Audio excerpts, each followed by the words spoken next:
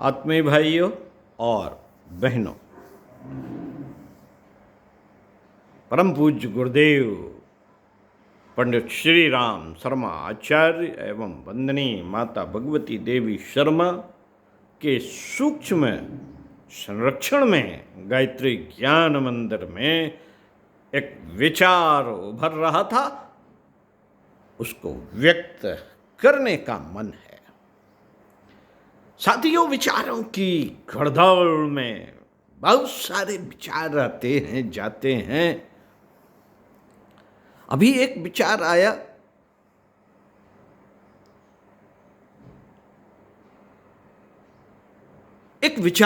कि गुरुदेव की किताब पढ़ रहे थे, उन्होंने लिखा, ये तो याद नहीं रहता कि कौन सी पुस्तक में क्या लिखा, लेकिन हाँ वो विचार घुसा रहता है और वो खलबली मचाता है। कहीं ना कहीं निकलने के लिए आतुर होता है, तो अब कोई मिलता नहीं है तो आपसे ही बात कर लेते हैं। विचार क्या आया? विचार आया कि दो ही साधनाएं हैं जीवन में। अगर इन दो साधनाओं को साध लिया जाए, अकेले तो बिरले चलते हैं और दुनिया का कारवां अपने साथ कर लेते हैं, लेकिन दो का महत्व है। राम और सीता, शिव पार्वती, राधा कृष्ण, जितने भी लोग हैं वो एक से भले दो हैं। साधनाएं भी दो गुरुदेव ने बताई हैं कि उपासना और साधना। दो ही साधनाएं हैं जिनका जीवन में हर व्यक्ति पर, हर स्थान पर, हर जगह प्रभाव पड़ते हुए देखा जाता है। और बस प्रभाव ही व्यक्ति के जीवन को बदलता रहता है। साधना कैसी कर रहे हैं? विचार इस पर करते हैं कि आपकी उपासना की साधना पद्धति क्या है। उपासना पूजा पाठ नहीं, उपासना पास बैठना।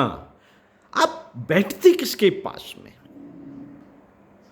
कहा गया है कि सबसे अच्छी बैठक परमात्मा के साथ ही हो सकती है, या अच्छी पुस्तकों के साथ हो सकती है, महापुरुषों के साथ हो सकती है, महत्वपूर्ण ऋषियों के साथ हो सकती है, महापुरुषों के साथ हो सकती है।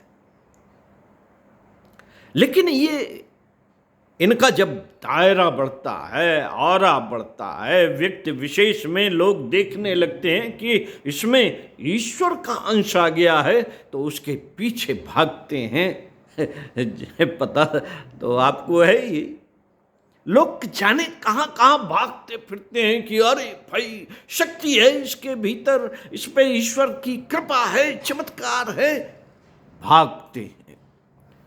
साथियों, जहाँ ये ऑरा बन जाता है वहाँ भीड़ हो जाती है। जहाँ ये ऑरा बढ़ जाता है वहाँ भीड़ हो जाती है, और भीड़ में सारे के सारे मूल तत्व उपासना के खत्म हो जाते हैं। मंदिर में जाइए, जहाँ भीड़ है, अनाप शनाप भीड़, लाइन लगी हुई है, मंदिर के दरवाजे पर धक्का लेके भगा दिया जाता है कि आगे बढ़ो, आगे बढ़ो, चलिए चलिए चलिए, हटिए। तो कैसे बैठेंगे साहब? अच्छी जगह जहां पर आप मानते हैं कि दैवी शक्तियां हैं, वहां पे बैठने की जगह नहीं, बैठने की जगह नहीं है। भीड़ का तांडव मचा हुआ है। उपासना के लिए आप गए तो थे, आपको एक ऑरा ऐसा फैलता है जो आपके पास तक कहीं ना कहीं से आता है, बताता है कि साहब वहाँ पर देवी शक्तियाँ हैं। आपके भूत भविष्य को ऐसे ही बता देते हैं। ऐसे सिद्ध पुरुष हैं। अब सिद्ध पुरुष के पास बैठने की जगह नहीं, क्योंकि भीड़ मची हुई है। तो बैठेंगे कहाँ? उपासना के लिए सबसे बढ़िया बैठने की जगह आपको एकांत में अपने घर में मिल सकती है। अपने घर के एक कोने में कहीं भी जहां शांति का वातावरण हो, वहां पर एक दीपक जलाएं और बैठ जाएं। ईश्वर सर्वश्रेष्ठ है, उसके विचार सर्वांगीण हैं। ग्रंथों में, पुराणों में, रामायण में, गीता में उसकी बातें लिखी हुई हैं। उन बातों पे चल लीजिए, आप भी ईश्वर हो जाएंगे। लेकिन उपासना तो करनी पड़ेगी, और बैठते समय केवल दीपक की लौ ही पर्याप्त नहीं होती। अगर आप उसमें सूर्य के दर्शन कर सके तो पर्याप्त, सूर्य के गुणों का चिंतन कर सके तो पर्याप्त। फिर भी ध्यान लगाने के लिए, उपासना के लिए एक आकृति, एक देवता का चरित्र आवश्यक होता है। गुरु को भी आप बना सकते हैं उपासना का केंद्र। गुरुर्ब्रह्मा गुरुर्विष्णु गुरुरेवो महेश्वरा गुरुरेव परब्रह्म तस्मै श्री गुरुवे नमः। तो गुरु में ब्रह्मा विष्णु महेश का जीवन चरित्र देख सकते हैं। उपासना का एक तरीका ये भी है कि अपने गुरु की छवि बिठा ली जाए, उनके चित्रों को लगा लिया जाए और दीपक जलाते हुए बैठने का प्रयास किया जाए। और कोई मंत्र भी ले सकते हैं, उसके लिए मंत्र का चिंतन कर सकते हैं। अथवा जितनी भी देर बैठना है, गुरु के जीवन चरित्र पर चले जाएं। राम इष्ट हैं तो इष्ट के जीवन चरित्र पर चिंतन करें। हनुमान हैं इष्ट तो हनुमान जी के जीवन चरित्र पर चिंतन करें। महादेव के जीवन चरित्र पर चिंतन करें। एक दायरा बन जाएगा और आप में हो क्या जाएगा। जिसके साथ बैठते हैं ना, उसकी आदतें आने लगती हैं, उसके गुण आने लगते हैं, उसके किए गए कर्म अपने जीवन में परिलक्षित होने लगते हैं और स्वभाव भी वैसा ही बन जाता है। गुण, कर्म, स्वभाव, पर्सनालिटी डेवलपमेंट के यही 3 सूत्र हैं कि जिस व्यक्ति में गुण, कर्म, स्वभाव विशिष्ट हो जाएगा, वो अद्वितीय हो जाएगा, वो विलक्षण हो जाएगा, उसमें आकर्षण शक्ति बढ़ जाएगी, चुंबकत्व बढ़ जाएगा। साथियों, ये बहुत महत्वपूर्ण बात है। लेकिन हम बैठते कहाँ हैं? हम तो जीवन में ज़्यादातर आजकल के बच्चे या तो किसी हीरोइन का चिंतन करते हैं या किसी हीरो का चिंतन करते हैं, उसी की पिक्चरें देखते हैं, उसी की बातें करते हैं, उसी के विचारों में उलझे रहते हैं, डायलॉग में उलझे रहते हैं।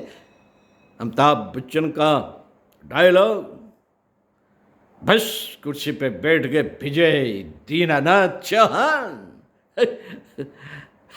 कुछ नहीं। लेकिन वो आ गया ना बैठने का फल। बाल वैसे ही बना लेंगे, लड़कियां हीरोइन को जो पसंद करती हैं उसी जैसे हाव भाव, बातचीत और कपड़े पहनना ओढ़ना करने लगती हैं, उन्हीं की तरह पिक्चरें देख के डायलॉग बोलने लगती हैं, समाज से लड़ने लगती हैं और जाने किन किन से लड़ने लगती हैं। उपासना बहुत महत्वपूर्ण है। हमें सोच समझ के बैठना चाहिए, किसके साथ संगत करनी है, किसके बारे में बातें करना है, किसके बारे में सोचना है। साधना, इसके बाद का क्रम आता है साधना। 2 ही है महत्वपूर्ण। जीवन को बदलने की, पर्सनालिटी डेवलपमेंट करने के लिए 2 ही तत्व हैं, उपासना और साधना। साधना क्या करनी है? अरे गायत्री मंत्र नहीं जपना है, भूखे नहीं रहना है। भूखे रहेंगे तो स्वास्थ्य सही हो जाएगा। वैसे साधना 2 ही करनी है, उपासना, साधना। साधना कौन सी? 4: इंद्रिय संयम, समय संयम, अर्थ संयम, विचार संयम। इन संयम को ही करना है और कुछ नहीं करना। 2 साधनाएं। उपासना बैठ किसके रहे, साथ रहे हैं, सत्संग किसके साथ से कर रहे हैं, किसकी बातें सुन रहे हैं, किसके साथ अपनी विचारधारा घुमा रहे हैं। और दूसरा है इंद्रिय संयम। जितनी भी इंद्रियां हैं जिनसे हम भोगों की तरफ लपकते हैं, जो हमारी कामनाएं, वासनाएं, इच्छाएं हैं, उनको तृप्त करने के काम आती हैं हमारी इंद्रियां, उनका सही प्रयोग, उनका संयम। तो ये चारों संयम आप पहले भी जान चुके हैं, सुन चुके हैं। गुरुदेव ने ज़्यादातर यही इन पर ही फोकस किया है कि उपासना और साधना दो ही महत्वपूर्ण। तो यदि आप इस तरह की साधनाएं कर लेते हैं, 4 प्रकार का संयम कर लेते हैं, तो साथियों फिर आपका पर्सनालिटी डेवलपमेंट होने लगता है। व्यक्तित्व का परिष्कार, व्यक्तित्व का परिष्कार। तो व्यक्तित्व के परिष्कार के लिए आप जरूर इस पर चिंतन मनन करें, उपासना और साधना। साधना क्या है, परिष्कार किसका करना है, इसके आगे जब बढ़ेंगे तो 5 कोष आ जाएंगे। समय संयम में तो टाइम टेबल है, मैनेजमेंट आपका बन जाएगा। इंद्रिय संयम में, विचार संयम में गलत विचार नहीं रखने हैं, वगैरह वगैरह, ये सब चीज़ें आपको पता ही हैं। लेकिन इसके बाद की जो अगर आपको और आगे जानना है तो 5 कोषों की साधना करनी पड़ेगी। अन्नमय कोश, मनोमय कोश, प्राणमय कोश, विज्ञानमय कोश, अन्नमय कोश। तो परिष्कार होता चला जाएगा और व्यक्तित्व आप में चुंबकत्व भरता चला जाएगा। तो साथियों आज की बात यहीं पर समाप्त करते हैं। 2 साधनाएं याद रखते हैं, उपासना और साधना। 2 चीज़ों पर ही फोकस करना है, आपका जीवन बदल जाएगा। ओम शांति। धन्यवाद।